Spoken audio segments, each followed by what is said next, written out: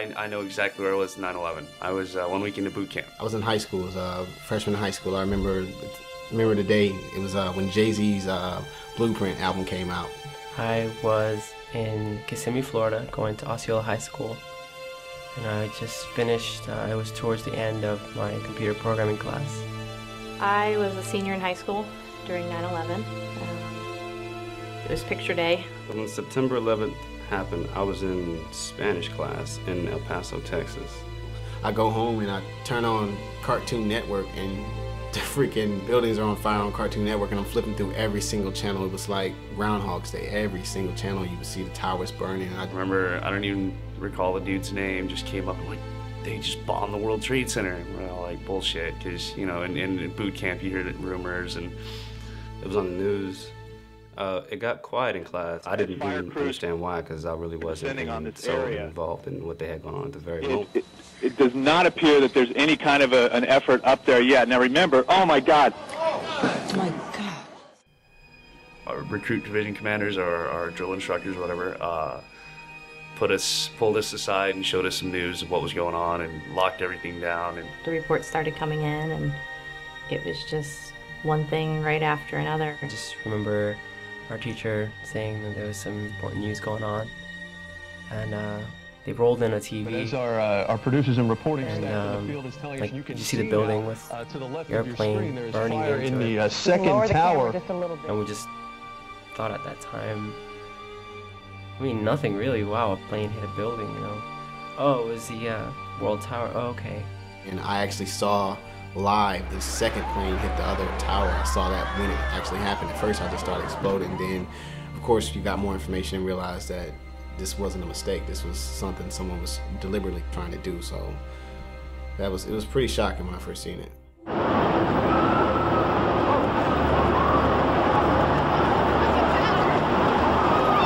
I didn't know what to think of it because I had never experienced anything like that for myself, so I really didn't know how to take it. When we started hearing more about it and how it was possible terrorist attacks, that's when, you know, the intrigue really surfaced, and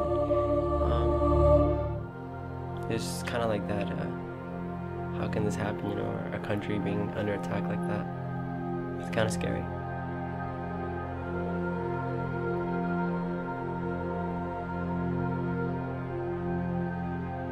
What we have been fearing for the longest time here apparently has come to pass, a disastrous terrorist attack on the World Trade Center.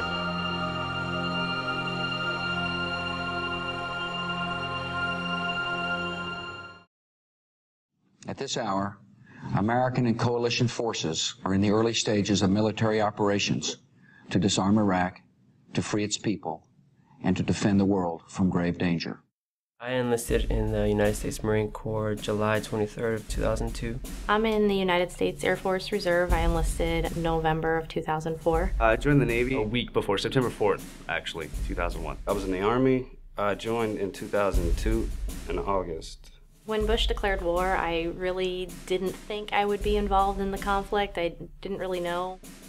On my orders, coalition forces have begun striking selected targets of military importance to undermine Saddam Hussein's ability to wage war. I really didn't assume that right off the bat I would be involved in the war. My friends and I, we would, you know, we'd go in like the woods and make trails and go cow tipping and catch raccoons and stuff like that. So being out in the wilderness, we wanted to join the military. My sense of pride and my sense of wanting to join the military came from my grandfather. I joined because I was 19 years old. I had moved back to Armour, Oklahoma after spending a year in Colorado to try and go to college, and that didn't pan out because I was lazy and undisciplined. My grandfather fought in World War II, and he spoke so highly of the other people in World War II, his comrades and the stuff they went through, and he just made it seem like it was just the greatest thing in the world, and the sense of pride that he felt for fighting for his country. I remember the initial push, it was just like, everything we knew was just like war, and all you saw was desert, and like us like moving in and we're like walking towards war. I remember that.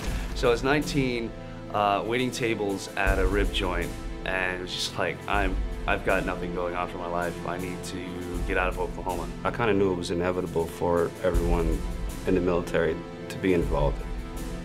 I didn't think I would ever go downrange. I just kind of felt like, you know, maybe I should follow my grandfather's footsteps, and at the time I really wasn't exactly too sure what I wanted to do with myself, so I was like, you know what, you know, Grandpops did it, so I might as well do it. But I wanted to be a part of something. Great harm has been done to us. We have suffered great loss. And in our grief and anger, we have found our mission and our moment.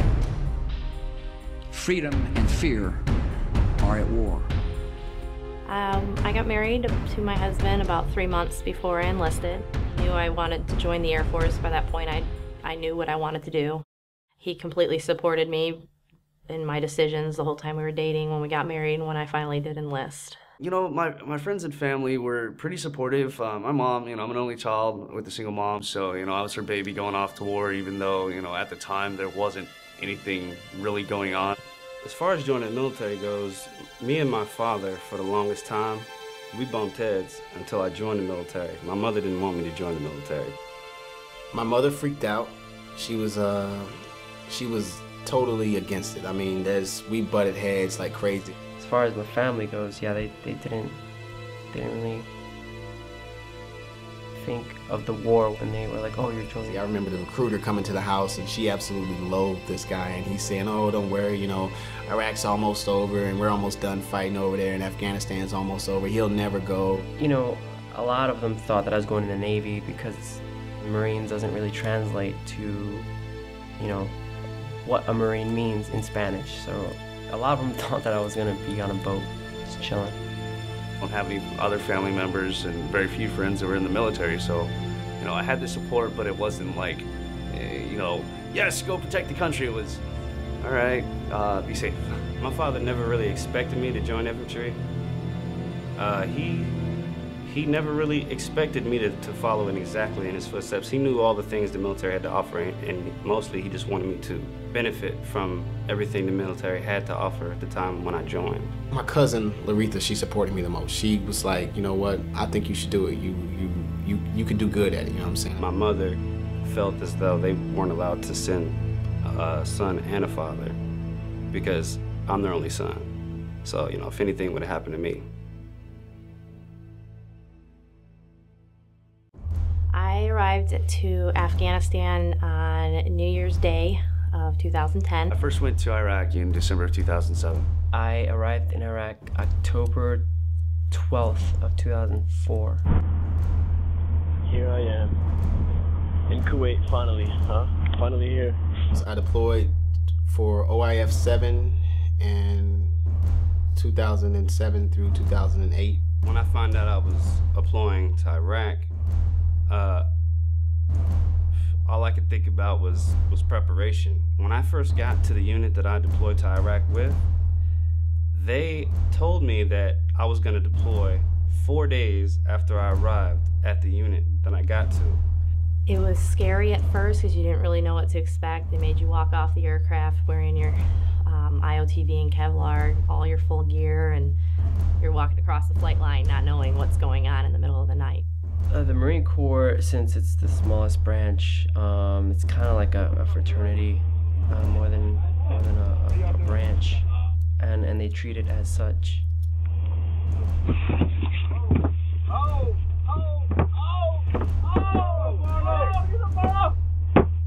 Their whole objective, the agenda, is to take you and build you from the ground up. The military's softer now. What do you think about this training? At least we got good music. We get to basic training, I'm thinking it's gonna be this hard and this thing, we're gonna be beating me up, and I'm barely gonna be eating and sleeping. And deploying with my father, it was pretty easy actually, because my father's always been there.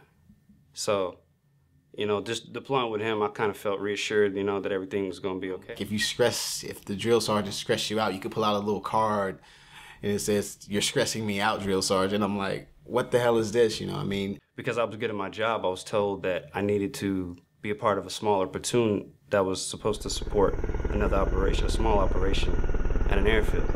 So even though we got hyped up, you know, and we thought we were gonna be able to stay together, we couldn't.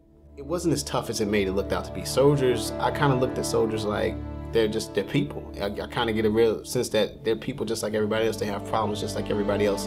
And it's a job, just like every other job in this country. They get up, they go to work, and they just try to make a living like everybody else. It's just that they do something a little bit more dangerous for their living than the normal Joe.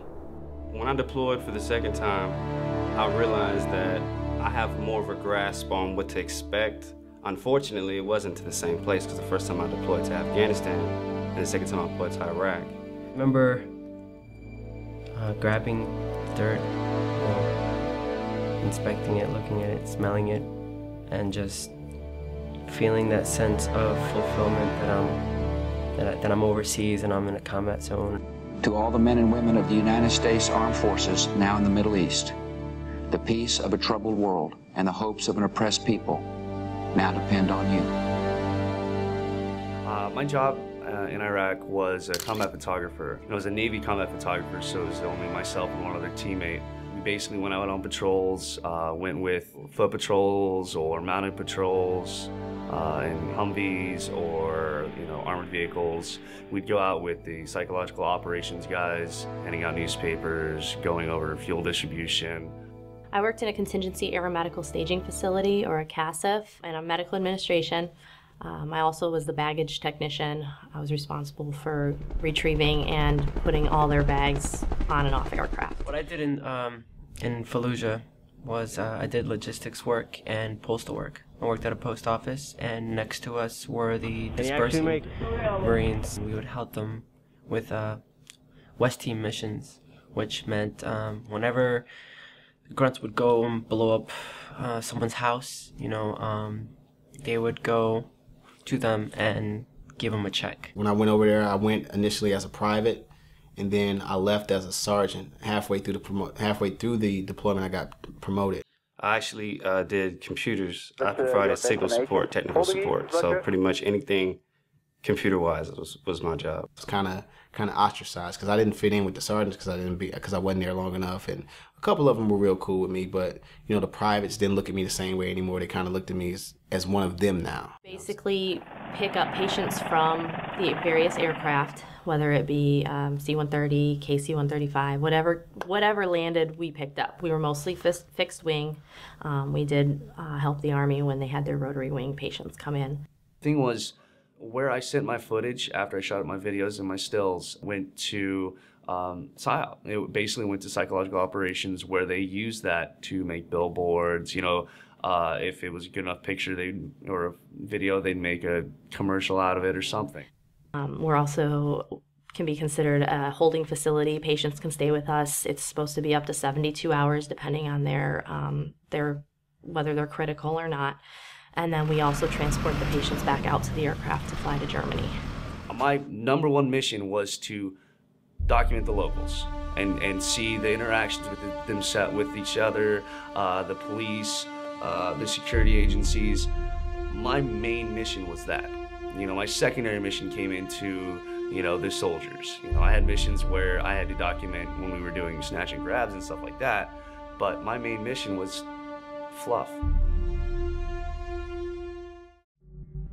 When you go to war, there's several moments where you kind of realize you're not at home. When you look around, you don't see the things you normally see. You don't eat what you normally eat, and you're in the same clothes every single day. And my first moment came with the patients, with seeing the wounded warriors come off of that C-130 and not knowing if they're going to survive to get to Germany or not. Well, when we have arrived into Qadim, waiting for our C-130 to go to Qadim, Iraq, we were still in Kuwait, and then we were in Camp Victory, an army base there. And we were right outside of Tent City in this bunker waiting for our plane. And they were starting to get mortared. A bomb just hit real close. You can see people running over there. That was my first mission. My first mission, nothing bad happened. It wasn't crazy. You know, going out to where it was happening was kind of like, okay, this is definitely new. I mean, I flew over, you know, before, but actually being in the Humvee and going through was kind of a hit. The C-130 that we were on, it was swaying back and forth.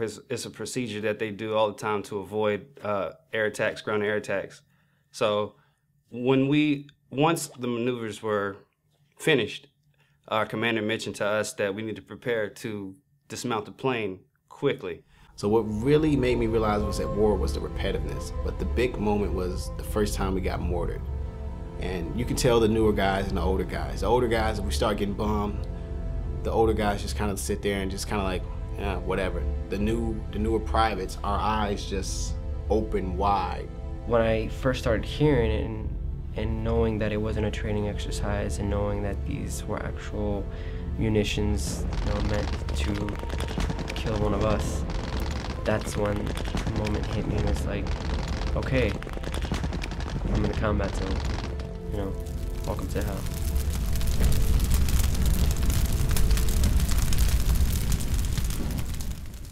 I had personally spoke to 3 of the guys that got killed while we were over there. 2 guys I spoke to pretty regularly, and then 1 kid I spoke to a lot. You know, he's a pretty good friend of mine. I remember the last day I seen him, we were getting ready to leave, and he's speaking about, you know, I'm speaking about wanting to go home, you know, see my wife, and he's talking about wanting to go home to his girlfriend, and we're talking about all the crazy stuff we're gonna do when we get home. I just remember him like walking out the door, and I remember the room was it's really bright in Iraq, and inside it's darker. I just remember him opening the door, and I just remember him getting really, like, you know, when someone opens the door, it gets really bright back then. I just remember looking at him like that when he walked out and closed the door, and I think maybe like 30 minutes later, he got hit. His truck got hit. He got killed. 18 years old, and didn't really have didn't really even get to live life. You know, just 18 years old and just going in a flash. Before I flew out there, I heard that one of our Lance Corporals from our small unit when we were in Okinawa, his name was Lance Corporal Hubbard. Last time I remembered being with him was when PT, we were playing basketball, and he was, you know, just slamming it, you know, like, he was very good. And I remember he was just dribbling the ball, and at the same time he was making fun of this corporal that we knew. His name was Corporal Brub.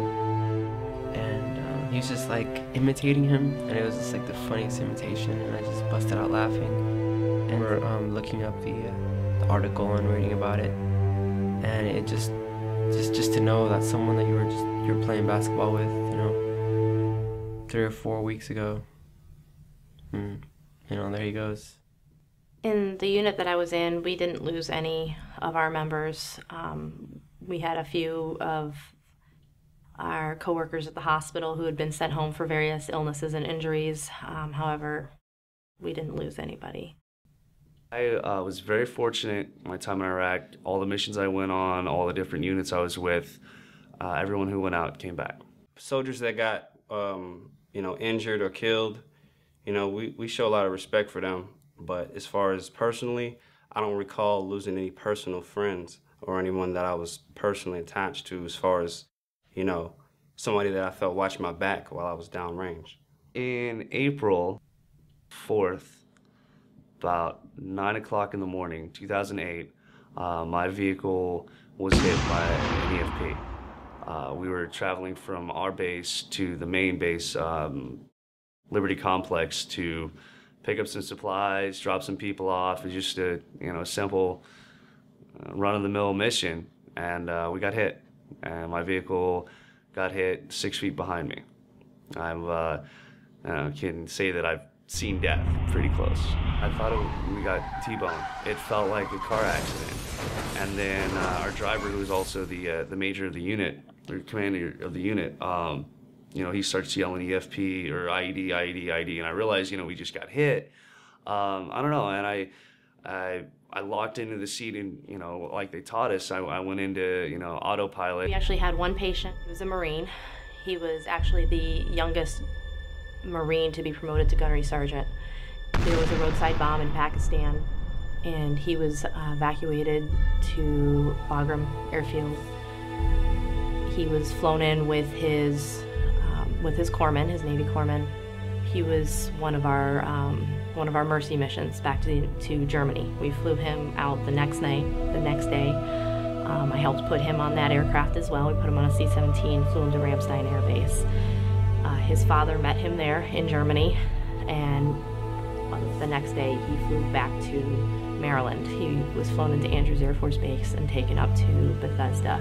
At Bethesda, he was taken off life support about 2 days later on his birthday, and he breathed on his own for about 12 hours, long enough for his girlfriend to show up and all of his family members to come in and say goodbye. And I think that was the most heart-wrenching of all of ours, because his corpsman went with him all the way back to the States. Communication with my husband while I was in Afghanistan was very difficult. We had internet, but it was off and on, depending. It was all satellites, so depending on the weather. Phone calls, same thing. The phones go up and down constantly.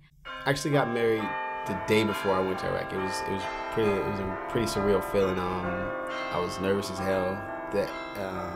The wife at the time, she was kind of excited about it, but I wasn't excited about it. She was pregnant, right? We found out like a week before I left that she was pregnant. Then, she was like, oh, I need to be married. And, just in case something happens to you over there, just in case. I had a girl I was seeing, wasn't my kid's mom or anything like that. We were dating a little bit before I deployed over to Iraq.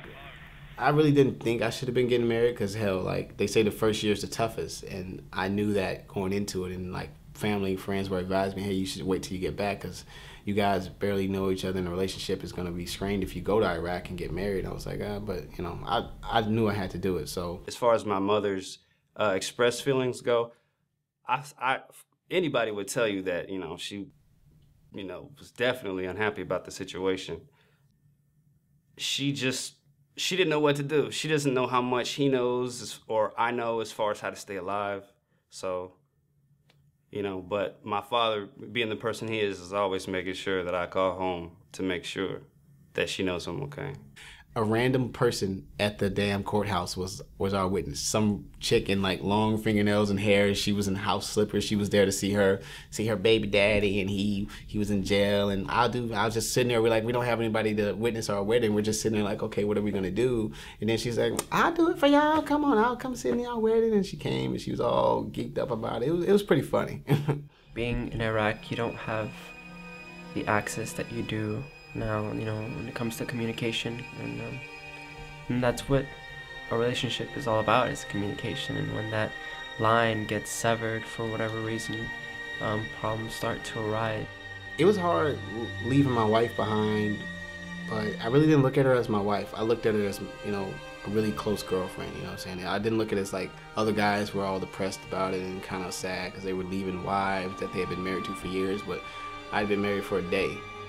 And I knew she was pregnant, and I was just kind of sad leaving her by herself. The more frustrating thing was that you didn't have a choice. You couldn't get on a plane and go see her. You couldn't just grab a phone and call her. You had to wait for the proper time and the proper facilities to be available for you to do that. So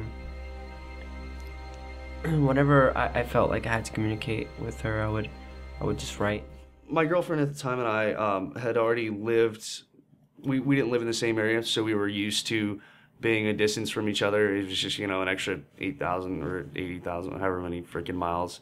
That dynamic of a relationship really didn't change so much. I know she was worried, about my safety and such as that. In my life, I had appreciated what I had, and it made me, since she was still with me, it made me kind of warped my sense of feeling for her, and for her for me. After I got hit, I wasn't really, I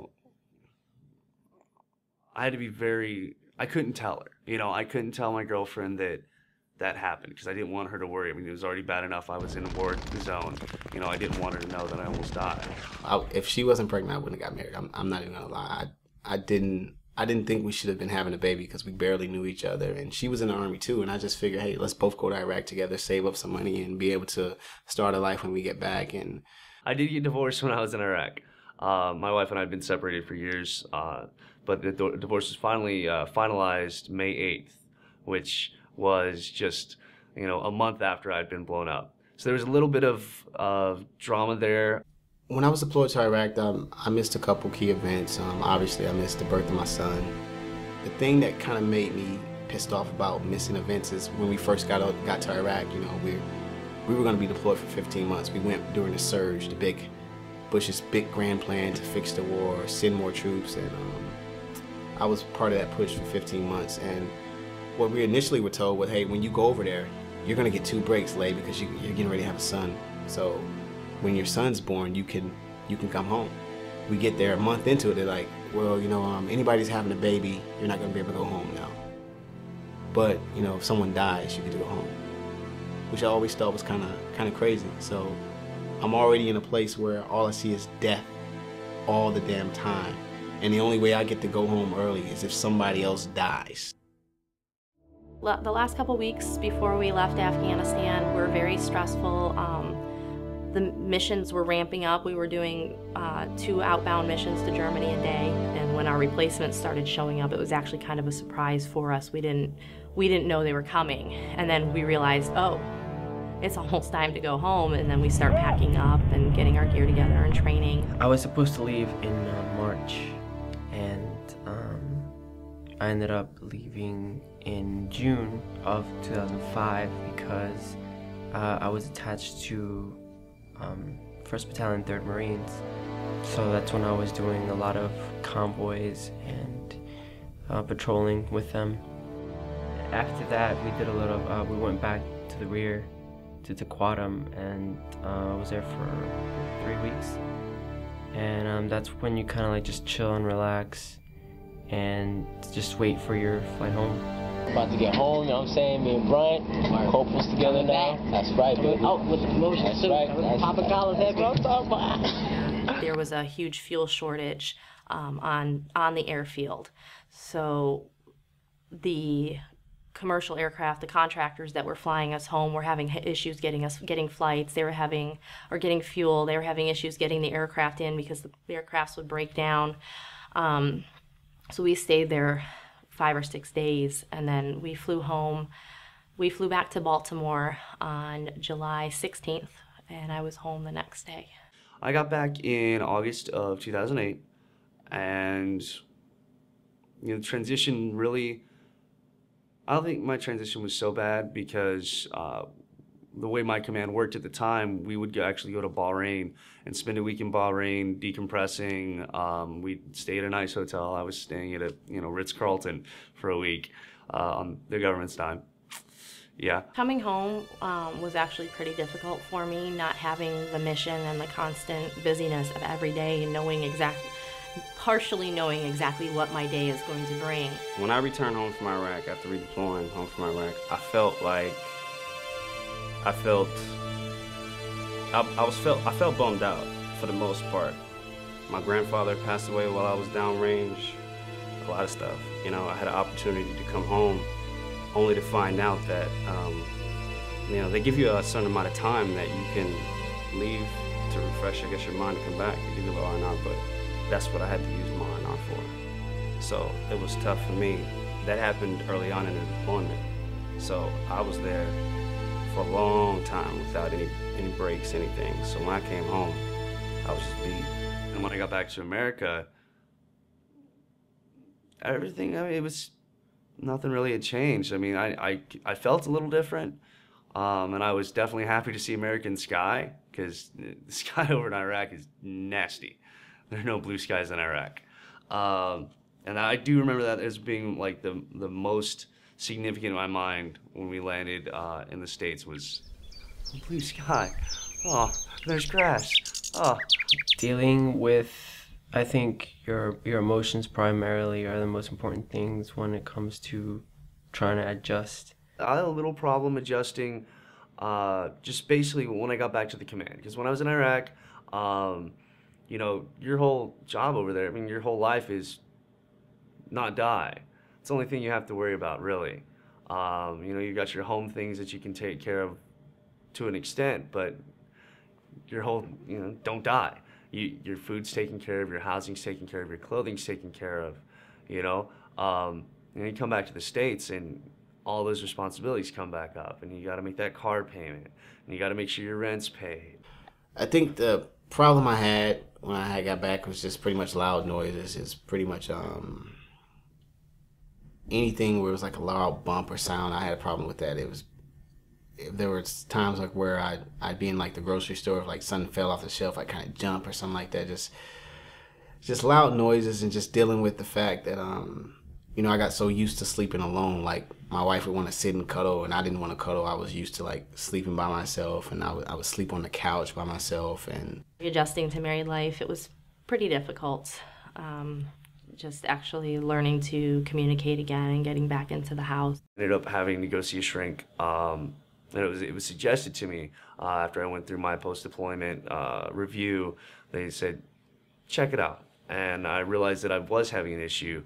You know, anger issues with my bosses, with, you know, the guys above me, and, you know, going to the shrink actually helped out a lot getting over that.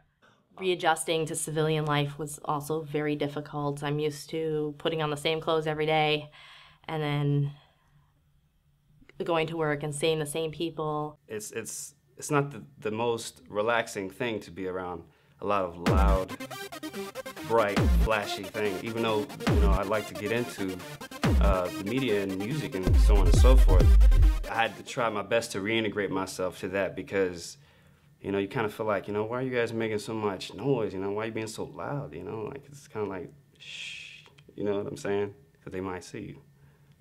They might hear you. Family members would joke around sometimes about loud noises. Oh, you know, this one's shell-shocked still. And I had a couple cousins who would mess with me, and, you know, they'd have like a firecracker or something. And as soon as they'd be like, you know, come on, be like, what the heck is that? And they just laugh and hug me. I still get flashes every once in a while, even now, you know, almost 3 years later. I'll be driving down the road, I'll hear something loud on my right side, and I'll freak. Loud noises bother me on my right side, especially in a vehicle. You know, I've gone through neighborhoods here in the States, and they look just like shit I went through in Iraq, and it's like, okay, I'm in America, I'm cool. Still have issues with loud noises. I hear a thump, I jump. When I was over there, I was so isolated, and of course by the time I got back, I really wasn't, my friendship with pretty much everyone in my unit was pretty much fractured, just because I just had a difficult time. And so I was just pretty much, I was isolated. As much people want to be around people that want to go out and celebrate and do things, I was pretty much the exact opposite. I pulled away. I wanted me time, you know what I'm saying? Crowds were very difficult for me. I worked night shift. There weren't a lot of people out and about in the middle of the night, so I didn't have to deal with as many people. I can't play shoot 'em up games, like first-person shooters, war games, cannot do it. Last time I tried, I started to smell Iraq. A lot of the bull crap we come back to, we see right through it, you know? We can cut right through all the bullshit. And because now we know what it is actually like being next to your fellow soldier, Marine. You're happy, you know, that you woke up and you found out you used to have all your limbs and stuff like that, and you didn't get hit by a mortar, you didn't, you know, get blown up by an, you know, IED on the other side of the road. When you get back, there's they send you through this thing where they figure out, you know, what problems you're gonna have adjusting, and they kind of like do like a test to see, hey, if you got PTSD or anything. You know, I think the VA's actually been really helpful. I'd heard a lot of horror stories about, you know, take care of your shit or the VA won't, and I really haven't had that much issue with the VA. My name is Fanita Jackson. I am the Operation Enduring Freedom and Iraqi Freedom Program Manager. Basically, what our program does is provide a seamless transition for OEF, OIF veterans coming out of the military and into the VA system of care. 20% of the returning service members come back with either some type of serious illness or injury, such as post-traumatic stress disorder, traumatic brain injury. Those are two of the most common disorders that we find. When you see someone that's withdrawing or see someone that's having a lot of difficulty controlling their anger, then we try to educate family members that, you know, this is the time that you need to bring the VA in or bring somebody in so that we can help them. So we have a psychologist, a social worker, and a physician here on staff in this building. So when they receive that first appointment, they see all three of those professionals, and it's not as if they are going in and seeking out a specialized type of care. We do a large amount of our training with law enforcement because a lot of times they get back, returning veterans get back and have difficulties with the law. They drive too fast, they drink too much, they get into fights. You know, there's a lot of things that goes along with what's happening to them. So it's our job to go out to let the community, the families, everybody know this is what you can expect. We also are doing more outreach to them as far as going out to the homes of veterans, because historically it used to be you got to come in for treatment for us. One of the things that our team does, especially the case managers that work for me, they go into homes of people that are at risk, and you know, we try to develop that rapport with them in their environment to make them feel safe and able to talk about what's going on with them. Every year we do a big welcome home event for returning veterans, and we offer employment opportunities. We have employers that come to us and ask us to give them veterans for specific jobs because they are receptive. They understand that, you know, being in a military culture and environment produces dependable employees, and so they are looking to us to do that. And so the military and armed forces is doing the job to keep them mission ready at all times while they're in the military, and the VA is here to make sure that they are stabilized and receiving the care they need after that.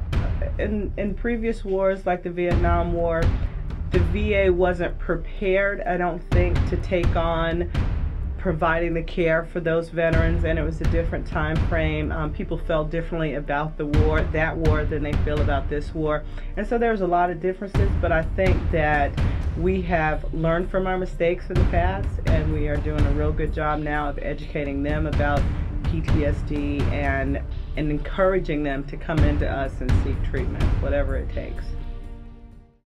There are several moments and times in my life where I wish I would have listened to my mother, and that is high on the list. That day of Paris Don't Go to the Army is pretty high on the list. But in the long run, it shaped me into the man I am now. So I wouldn't be here right now if I didn't go. So at the same time, yeah, I probably would have taken a different path if I would have listened to it. But at the same time, I wouldn't be here. I really try hard not to believe or not to fall victim to believing and all the conspiracy theories that there are, because there's millions of them, and I don't know if there's millions, but there's definitely thousands of them, and they're all derived from this pessimistic cauldron of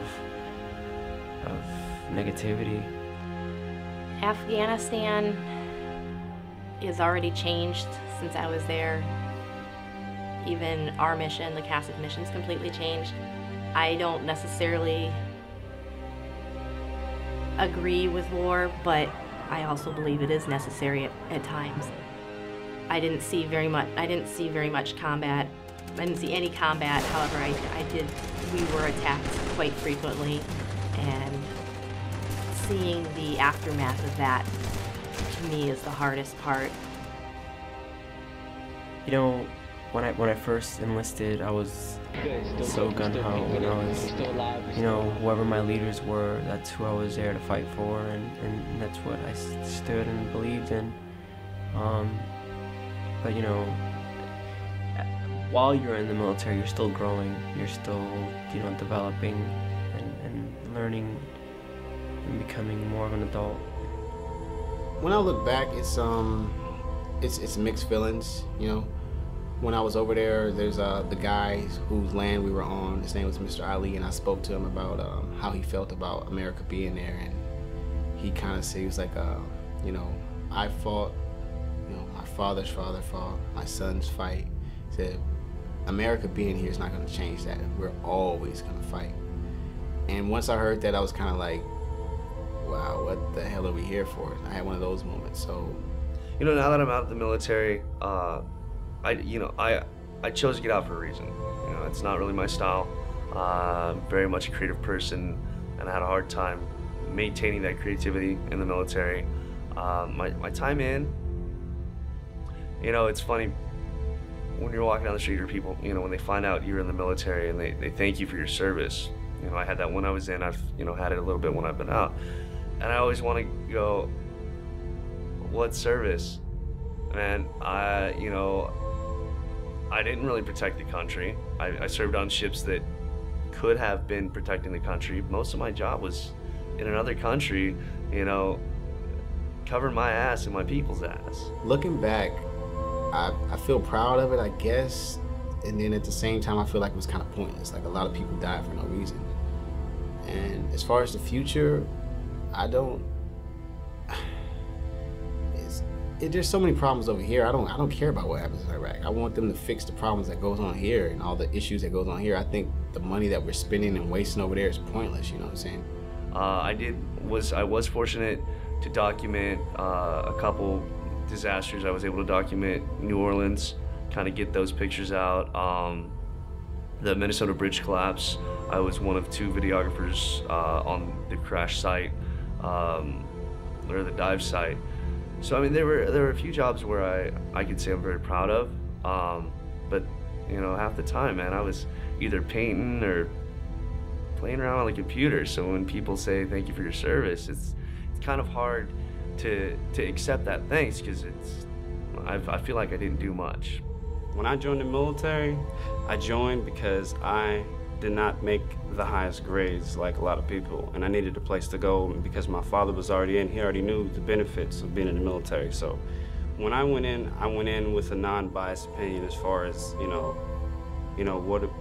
do we do this, why do we do what we do, so on and so forth. When I went to basic training, there's a big sign that says we train for war.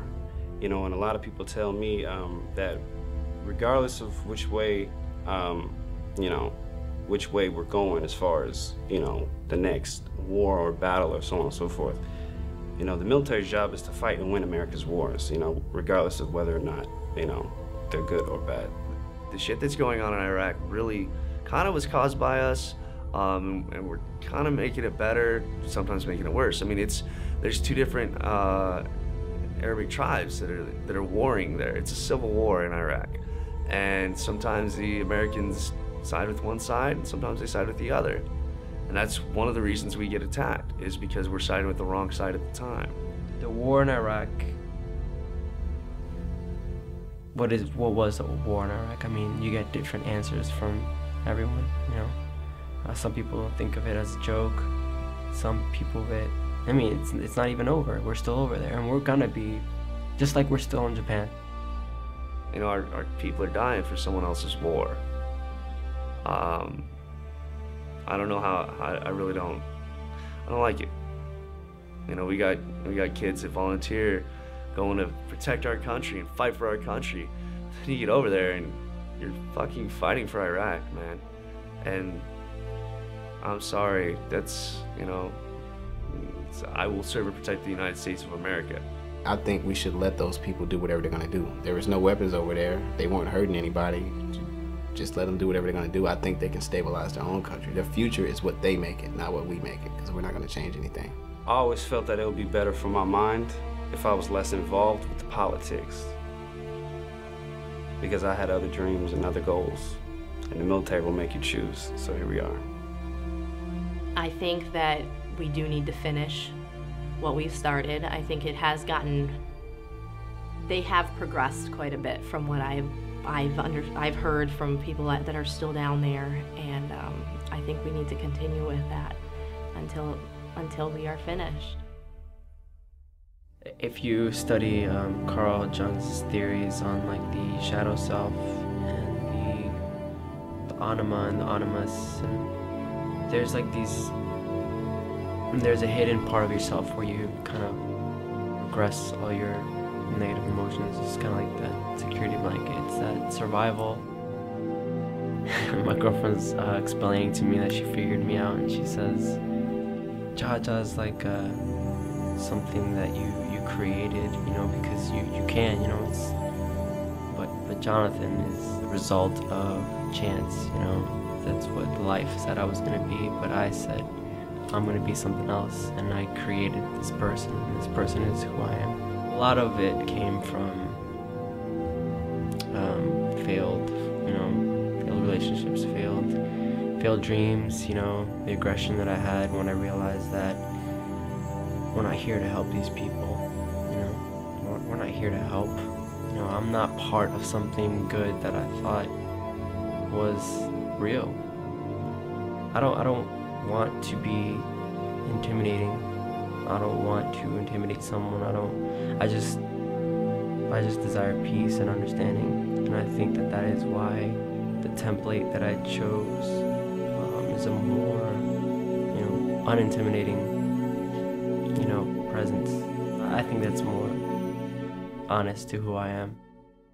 Now, I'm out of the military. I got out almost a year ago. I'm at Full Sail Film School. That's one of the things I can say was I definitely appreciate the military for, because it did put me where I am now, in terms of finally having an idea of what I want to be in life. It took me many years to figure it out, and if I hadn't gone through the military, I wouldn't have been able to do this. So I mean, I do appreciate it. I do appreciate what, you know, the military's done for me. I just know it wasn't for me. Right now, I go to Full Sail. I'm mostly almost all A student. A few B's here and there. Class is tough. Just trying to keep up with life, you know, look forward to new possibilities. I'm currently attending Full Sail University. I'm doing the film thing, and I have lots of ideas that I want to actually, you know, implement. And you know, as a young filmmaker, Babyface veteran filmmaker, I'd like to, you know, throw some of the things that I'd like to do, you know, things that I've seen, you know, portray what's important to me. And I'm actually continuing my enlistment in the Air Force. I just extended that a couple of months ago, so I plan on continuing that and hopefully making a career of it. I work full-time for my unit. I'm actually medically clearing members for deployments, making sure that they have all their requirements medical-wise. Now, you know, I'm a film student. I'm able to, you know, kind of live the dream of this life that I have full control over. You know, there's no big boss man. You know, there's no Uncle Sam saying I can go here or can't go here. You know, it's my life now. I have a routine now between work. I'm going to school, working for my bachelor's degree. I have a routine with my husband. We're a little bit more settled and understanding how things are going now.